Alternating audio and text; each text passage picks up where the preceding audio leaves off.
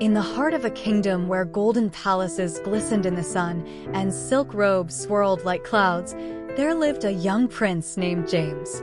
Though he was born with everything, from riches to honor, James felt something was missing in his life. Welcome to the Echoes of Fables with Ariel. Before we dive into today's enchanting story, tell us where you're watching from in the comments and share your favorite childhood tale. We'd love to hear from you. And hey, if you're enjoying these magical tales, don't forget to hit that subscribe button and join our growing community of story lovers. Now, let's get into it. He had all the comforts one could wish for: a grand castle, servants at his beck and call, and the finest food on earth. But none of that brought him happiness. James' heart longed for something deeper, something real. He saw his people working hard, sweating under the hot sun, struggling to make ends meet. The rich prince had been sheltered in the palace, never fully understanding the lives of those who lived beyond the walls. One day, after yet another lonely evening in his grand room, he decided to leave the palace. He wanted to see the world outside, to experience the life of the common folk. His heart burned with a desire to know true love, not a love born from titles or wealth, but from a deep connection between two souls. With a quiet plan, James dressed in the simplest of clothes, hiding his royal identity. He cut his hair short, tucked away his crown, and put on the rags of a beggar. The only thing that remained was the strength in his heart and the spirit of adventure that guided his every move. He left in the dark of night, determined to find a wife who would love him for who he truly was.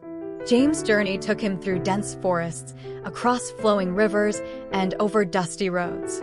He walked for days, sleeping under the stars, eating what he could find. Though he was a prince, the life of a beggar was not easy. His feet were sore, and his body ached from the long days of walking. But James did not complain. He was determined to find the love he had been searching for. One evening, after a long day of travel, he reached a small village nestled at the foot of a mountain. The village was simple, with thatched roofs and dusty roads. People moved about, going about their daily tasks. James walked through the village unnoticed, blending in with the others. He saw women carrying water from the river, children playing in the dirt, and men working hard in the fields. But it was one woman who caught his eye. Her name was Joyce. She stood by the river, washing clothes, her hands moving swiftly and skillfully through the water. Her dark skin glistened under the setting sun, and her smile was like the warmth of the sun itself. James watched her from afar, his heart skipping a beat. James couldn't take his eyes off Joyce. She seemed so different from the women in the palace. There was no gold around her neck or jewels in her hair, but there was a beauty in her simplicity that struck him deeply. He decided to approach her, though his heart pounded in his chest. "Excuse me, miss," James called out, his voice trembling slightly. Joyce looked up, surprised to see a man standing before her. She had not noticed him before, and there was something about his appearance that seemed out of place. He wore rags, and his face was covered in dirt, but there was a kindness in his eyes. "Can I help you?" she asked, her voice gentle and curious. James smiled, trying to mask his nervousness. "I was wondering if you could help me. I've lost my way and don't know where to go." Joyce studied him for a moment. She could tell he wasn't from the village, but there was something about him that made her trust him. "You're a long way from home," she said softly. "What brings you here?" James hesitated. He wanted to tell her the truth, but he couldn't. Not yet. "I'm just passing through. I've heard stories of this village and its beauty, so I wanted to see it for myself." Joyce nodded, her eyes softening. "Well, you're welcome here, but you should be careful. There are many who would take advantage of a stranger like you." James smiled again. "I appreciate the advice. Thank you." The two stood in silence for a moment before James spoke again. "My name is James. What's yours?" "Joyce," she replied. "Nice to meet you, Joyce. Perhaps, if you're not too busy, you could show me around the village." Joyce was hesitant at first. After all, he was a stranger, and there were dangers in the world.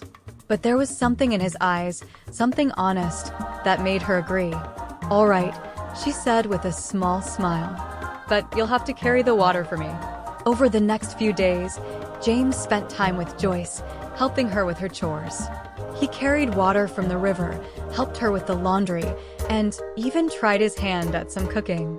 The village was simple, but it was filled with warmth and laughter. James found himself growing fond of the people, of Joyce, and of the life he had never known. Joyce, too, began to enjoy James' company. There was a gentleness about him that made her feel at ease, despite the fact that he was a stranger. She had grown up in the village, knowing only the struggles of life. But James brought something new to her world: hope, laughter, and a sense of possibility. As the days went by, James found himself falling in love with Joyce. Her beauty was more than just skin deep. It was in the way she cared for others, in the way she laughed, in the way she spoke. She had a strength about her, a resilience that James admired. He knew that she was the woman he had been searching for all along. But there was a problem. James had not yet told Joyce who he really was. He feared that if she knew he was a prince, she might love him for his title, not for who he truly was. So he kept his secret, hoping that one day he would find the right moment to tell her the truth. As James' feelings for Joyce grew stronger, he knew that he could not keep his secret forever. One evening, as they sat by the fire, watching the stars, James turned to Joyce with a heavy heart. "Joyce," He said, his voice serious. "there's something I need to tell you." Joyce looked at him, her brow furrowed. "What is it?" James took a deep breath, gathering his courage. "I am not who I appear to be." Joyce blinked, confused. "What do you mean?" James looked down at the ground, unable to meet her eyes. "I am not a beggar. I am a prince." Joyce's eyes widened in surprise, but she said nothing. She just sat there, staring at him. James continued, his voice shaking. "I disguised myself because I wanted to know what true love is. I wanted to find someone who would love me for who I am, not for my title or my wealth. And in you, I found that love." Joyce stood up slowly, her heart racing. "You lied to me," she said, her voice trembling.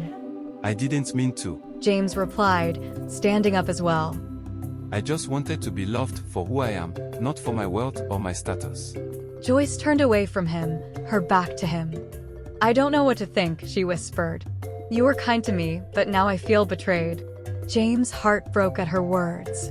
He reached out to her, but she stepped away. "Please, Joyce. I didn't want to hurt you. I just wanted to be with you."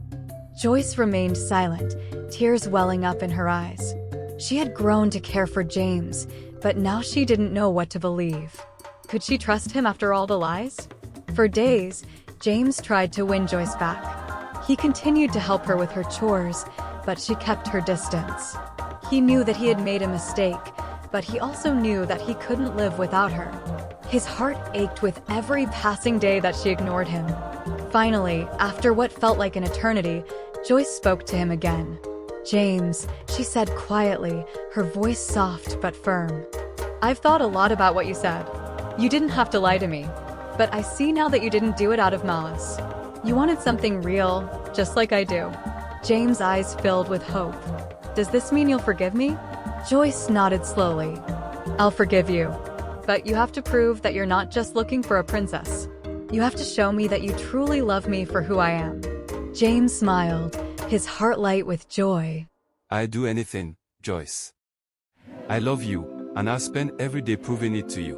In the end, James and Joyce's love proved to be stronger than any title, wealth, or status.